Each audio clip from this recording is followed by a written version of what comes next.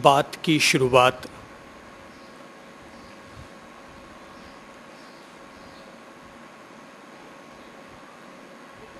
एक ऐसे प्रसंग के साथ करूंगा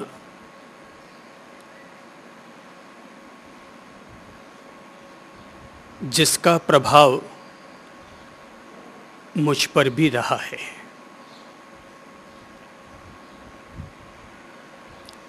यह प्रसंग जुड़ा हुआ है जैन परंपरा के संत जी ऊन के साथ।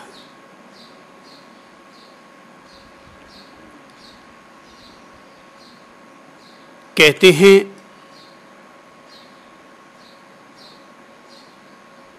जापान में संत जी ऊन का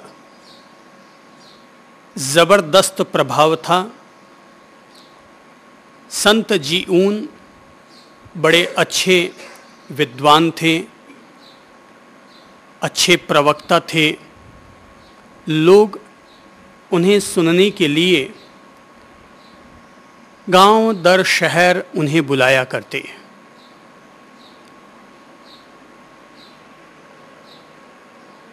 उनका प्रभाव इतना था कि स्वयं राजमहलों में भी उनका सम्मान चलता था। एक दफा संत जी ऊन के पास उनकी मां का खत आया, जिसमें उन्होंने लिखा कि मेरे प्रिय पुत्र,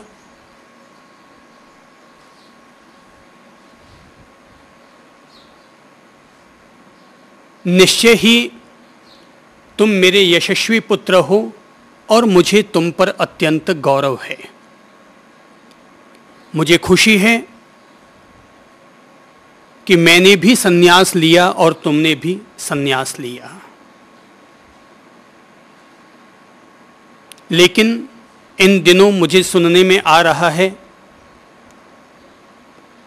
कि निरंतर तुम्हारा यश, तुम्हारा गौरव बढ़ता चला जा रहा है। एक दृष्टि से यह सब होना बड़े सुकून की बात है, लेकिन चूंकि मैं तुम्हारी मां हूं, मैंने तुम्हें जन्म दिया है, या जन्म में मददगार बनी हूं, इसलिए मैं हित अहित के बारे में तुम्हें सूचित करना अपना दायित्व समझती हूं। मां ने एक खत में लिखा कि बेटा याद रखो, न तो ज्ञान प्राप्त करने का कोई अंत है और न ही यश सम्मान प्राप्त करने का कोई अंत है। ज्ञान और सूचनाएं इतनी अनंत हैं कि इंसान की 100 जिंदगियां भी उसके लिए कम पड़ती हैं। और यश, प्रसिद्धि एक ऐसे अंतहीन आकाश की तरह हुआ करते हैं कि इंसान इन्हें ज्यों ज्यों प्राप्त करता चला जाता है, त्यों त्यों यश, गरिमा और प्रतिष्ठा प्राप्त करने की तृष्णा और बढ़ती चली जाती है। मैं भी कभी इस चंगुल में फंसी थी, लेकिन प्रभु की कृपा से मैं इस चंगुल से निकल गई। और आज मैं तुम्हें यह अनुरोध करना चाहती हूं कि अगर तुम चाहते हो कि तुम्हारी मां तुम पर गौरव कर सके, तो मेरा अनुरोध है कि तुम इन सारे प्रपंचों का त्याग करके, इन सारे प्रपंचों का त्याग करके तुम किसी ऐसे एकांत स्थान पर, किसी एकांत मंदिर में या एकांत मठ में चले जाओ, जहां जाकर तुम जान सको कि जीवन का वास्तविक सत्य क्या है, जीवन का वास्तविक ज्ञान क्या है और व्यक्ति का अंतिम लक्ष्य क्या है। यदि तुम ऐसा करते हो तो निश्चय ही यह तुम्हारी मां अपने पुत्र पर सहज में ही गौरव करेगी और यह मानेगी कि उसका पुत्र केवल एक पुत्र नहीं हुआ, वरन उसका पुत्र एक आत्मज्ञानी संत हुआ। मां ने खत के अंत में अपना नाम भी लिखा और नाम लिखने के साथ नीचे उसने अपने लिए एक खास विशेषण और लिखा, और वो था नेवर डाइड नेवर बॉर्न। मां जो न कभी जन्मी और न कभी मरी। नेवर बॉर्न नेवर डाइड, जो न कभी जन्मी और न कभी मरी। संत जीऊन के पास मां का यह खत था, और जब मैंने मां के इस खत को पढ़ा बहुत वर्षों पहले, तो मुझे लगा कि यह खत किसी संत जीऊन को नहीं लिखा गया है, वरन यह खत किसी चंद्रप्रभ को उसकी मां ने लिखा है। साधना के प्रति रुचि तो थी ही, तत्पर तो रहता ही था, लेकिन इस खत ने अंतर्दृष्टि को और गहरा बना दिया, और तब इस खत ने जीवन की यह दृष्टि प्रदान कर दी कि सब लोगों के बीच में रहते हुए भी अपने भीतर एकांत को कैसे साधा जाए, सब लोगों के साथ बातचीत करते हुए भी अपने मौन को कैसे बरकरार रखा जाए, सब लोगों के साथ अपने संबंध बनाते हुए भी अपने ध्यान और समाधि को कैसे अखंड रखा जाए। इस खत ने इसमें एक महत्वपूर्ण भूमिका अदा की। कभी श्री भगवान महावीर ने कहा था कि इंसान नहीं जानता वह कौन है, वो कहां से आया है, और वो यहां से कहां चलकर जाएगा। व्यक्ति नहीं जानता, व्यक्ति जानने के नाम पर केवल इतना ही जानता है कि वह अमुक नगर में पैदा हुआ है, अमुक माँ बाप की संतान है। आज अगर किसी से पूछा जाए कि भाई तुम कहाँ रहते हो, तो वह एक गांव का नाम बताएगा। लोग मुझसे भी आते हैं और पूछते हैं साहब आप किस शहर या गांव के हैं, तो मेरे लिए बताना कठिन हो जाता है कि मैं किस गांव की बात करूं, किस नगर की बात करूं और किस जन्म की बात करूं। अगर मैं कहता हूं कि मैं इस विश्व का वासिंदा हूं, तू ही मजाक सूझती है, बोले सब हम विश्व की बात नहीं करें, हम तो गांव की बात कर रहे हैं। ये दुनिया संकीर्ण दृष्टि रखती है, इसलिए वो विश्व को भी एक छोटे से गांव में लाकर के केंद्रित कर देना चाहती है। व्यक्ति नहीं जानता कि वह कौन है, वह केवल इतना ही जानता है कि वह किसी की संतान है। वो ये नहीं जानता कि वो ईश्वर की संतान है, वो केवल यह जानता है कि वह किसी माँ बाप की संतान है। यदि ईश्वर को माँ बाप मान लिया जाए तो जीवन के सारे प्रपंच ही समाप्त हो जाते हैं। पर अपन लोग, कोई तो मिलाप चंद का बेटा अपने आप को मानता है और कोई सुशीला का पुत्र अपने आप को स्वीकार करता है। हम सब ईश्वर की संतान हैं। अगर व्यक्ति ये मान ले तो सबका मालिक एक, सबका पिता एक, सबकी माता एक।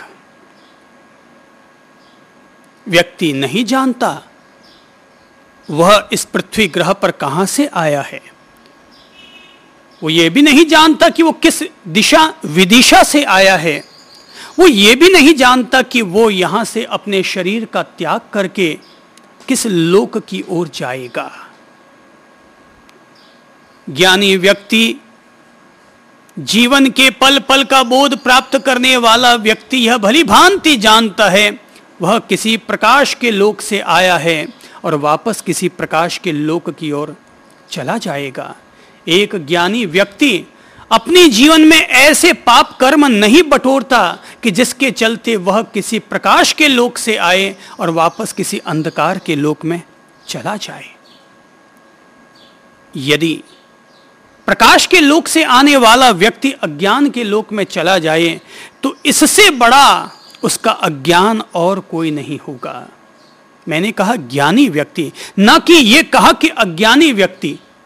अज्ञानी व्यक्ति संभव है कि अंधकार के लोक से आया हो और अंधकार के लोक की ओर जाता हो, लेकिन ज्ञानी व्यक्ति जो जानता है, अपने आप को जानने के लिए जागरूक है, जगत को जानने के प्रति जागरूक है, तत्व को तत्वतः जानने के प्रति जागरूक है, वह व्यक्ति, वह ज्ञानी व्यक्ति प्रकाश के लोक से आता है और वापस प्रकाश के लोक की ओर चला जाता है।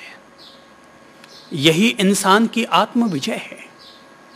यही इंसान के जीवन की सफलता है।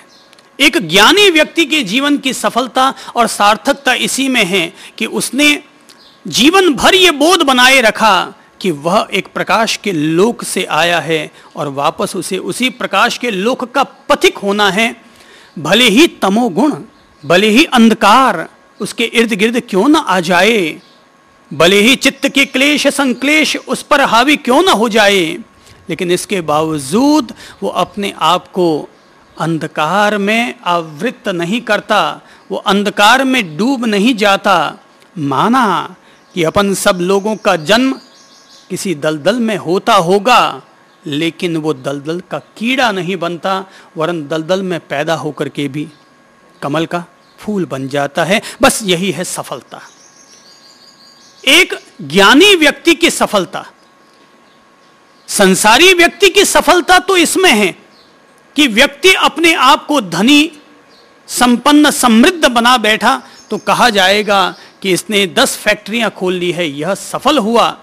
संसारी व्यक्ति की सफलता पैसे के आधार पर आंकी जाती है, अमीरी के आधार पर आंकी जाती है, पर ज्ञानी व्यक्ति की सफलता तो इसी में ही है कि उसने अपने आप को कीचड़ का कीड़ा नहीं वरन कमल का फूल बनाए रखा।